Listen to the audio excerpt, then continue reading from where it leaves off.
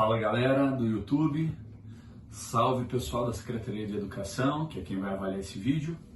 Meu nome é Marcelo, sou professor das disciplinas do curso de Gestão. Eu estou aqui gravando esse vídeo para falar um pouquinho sobre o contexto histórico da administração. É importante a gente entender o que significa administração. A administração, no fundo, todos nós somos administradores e a administração está na vida de todos. Agora, existem teorias científicas que ajudam a gente a entender um pouquinho mais, e é sobre isso que a gente vai falar. Bem, nós sabemos que antes do início do século XX, a administração era necessária para as finalidades pessoais, porque os ramos de negócio eram diferentes, a produção era diferente, o modelo da sociedade era totalmente diferente.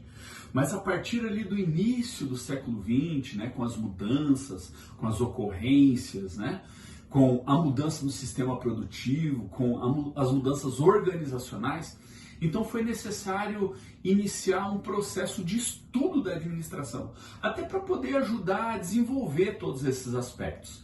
E é sobre isso que a gente quer falar nesse momento. Porque vejam, a administração, ela até o século XX evoluiu em pequenos passos. Mas a partir do século XX, ela evoluiu a grandes passos, né? E surgiram ali várias teorias da administração. A teoria da administração clássica, né, de Fayol, a teoria das relações humanas, que é muito importante, a gente vai ver um pouquinho mais no final desse vídeo, né? Teoria estruturalista, teoria neoclássica, né? Parece ser meio antagônico esses termos, mas a teoria neoclássica, né, que tem ênfase ali na estrutura, sustenta-se na prática da administração. Teoria comportamental, importantíssima, né? O comportamento dos indivíduos, enfoque nas pessoas, tal. Teoria contingencial, né? Aqueles momentos de problemas, né? O que fazer? Então, surgiram ali várias teorias. Mas nós queremos citar um pouquinho mais a respeito de um indivíduo, né, que escreveu uma teoria mais científica, abordou ali vários temas, se comprometeu um pouco mais com o estudo dos detalhes e por isso ela é hoje considerada assim, uma das maiores teorias da administração. Eu estou falando do francês Jules Henri Fayol, né? Todos vocês já devem ter escutado falar sobre Fayol. E é a teoria de Fayol que nós vamos comentar aqui. Fayol, ele foi estudando detalhe por detalhe das teorias e ele elaborou ali, então, 14 questões que ele achou que eram importantíssimas no desenvolvimento das organizações. Nós vamos comentar um pouquinho a respeito de cada uma destas questões, né, que ele chamou dos princípios da administração. Bom, o primeiro princípio que Fayol entendeu que era necessário é a divisão do trabalho. Ele começou a observar ali as maneiras, né, principalmente ali naquela época da Revolução Industrial, onde as pessoas estavam tentando se organizar para poder produzir mais. E ele falou o seguinte, olha, nós temos que dividir o trabalho. Não dá para todo mundo tentar fazer tudo.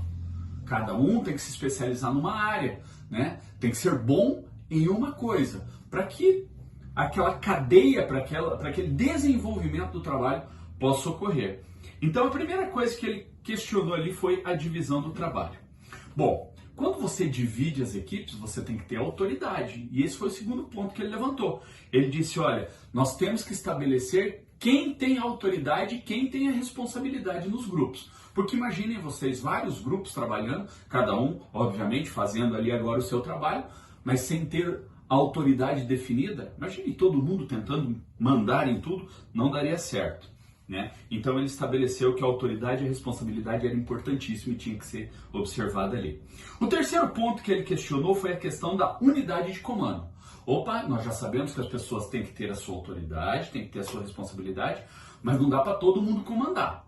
Tem que ser um comandante apenas. Então ele disse que tinha que estabelecer ali aquelas pessoas que seriam os comandantes dos grupos. Então esta questão aí é o terceiro ponto, a unidade de comando. Ele falou também a respeito da direção. Ele disse, viu, peraí, todas as pessoas vão trabalhar, cada uma fazendo a sua função ali, né? Vai ter em cada grupo uma pessoa que vai comandar, mas todas essas pessoas têm que ter uma direção. Elas têm que estar direcionadas para o mesmo ambiente, né, para o mesmo objetivo, principalmente, o objetivo da organização. Então ele estabeleceu que o quarto ponto era a unidade da direção. Bom, para que tudo isso seja possível, é importante uma coisa fundamental: disciplina. E esse era o quinto ponto que Fayol levantou. Ele falou, olha, as pessoas têm que ter disciplinas, elas têm que ser disciplinadas, têm que ter horário, né? Tem que seguir tudo isso, devem ter um modelo de conduta, deve ser estabelecido para que esses funcionários saibam como eles devem se portar, como eles devem manter a ordem dentro das organizações. Ok, outro ponto que ele levantou também, prevalência dos interesses gerais. Bem, qual é o interesse maior? É o desenvolvimento organizacional. Então esse era o maior dos interesses. Ele disse, nós podemos fazer tudo, desde que prevaleça o interesse do desenvolvimento organizacional. Bom, para tudo isso, precisa ter uma coisa. Ninguém ali podia trabalhar sem ganhar, né? Então ele falou, olha, o sétimo ponto, que é muito importante, é a remuneração. As pessoas, elas devem ganhar bem, porém, deve ser de acordo com aquilo que a empresa pode pagar. Porque imagine se todos os funcionários quiserem ganhar um salário exorbitante, será que a organização vai poder pagar esse salário para todos? É bem provável que não. Então ele disse, um ponto fundamental é observar essa questão da remuneração, para que não seja pouco para o indivíduo, mas que também não seja muito para a empresa. O oitavo ponto é a centralização. Bom, isso serve tanto para as autoridades como para as atividades. O líder, ele carrega a responsabilidade, mas ele pode dividir. Ele não precisa carregar tudo sobre as suas costas. Ele pode delegar algumas funções para outros indivíduos também. Então, esta questão de centralização deveria ser bem pensada, né, para que o indivíduo não ficasse sobrecarregado com as funções. Ele comentou muito, e esse é o nono ponto, sobre a hierarquia. Ele disse, olha, se a gente dividir os trabalhos, né, se a gente descentralizar esses comandos, a gente vai ter que estabelecer quem tem mais poder, quem é o superior imediato. E para isso, ele estabeleceu ali alguns graus de hierarquia. Ele falou, essas coisas têm que ser respeitadas para que a empresa possa ter ali um desenvolvimento bem organizado. O 10º ponto é a ordem.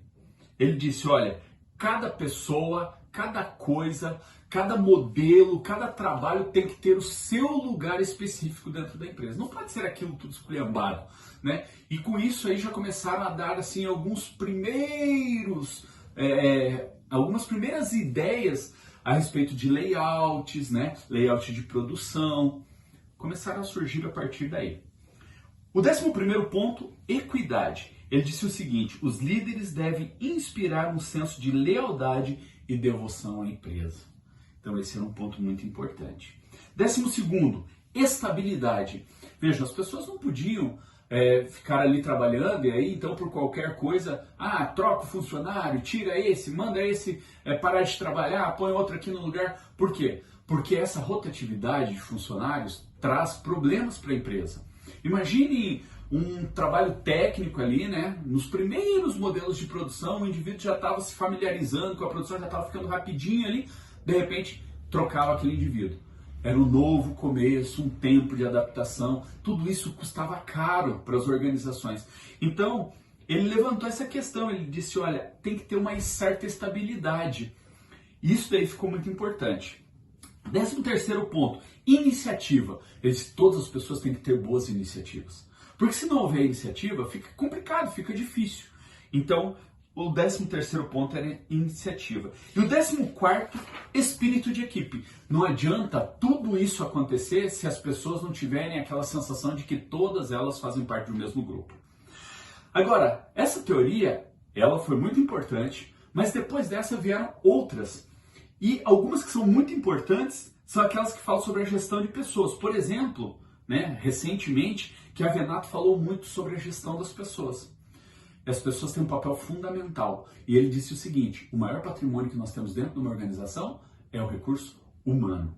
Espero que vocês tenham gostado, espero que vocês tenham entendido. Um abraço a todos.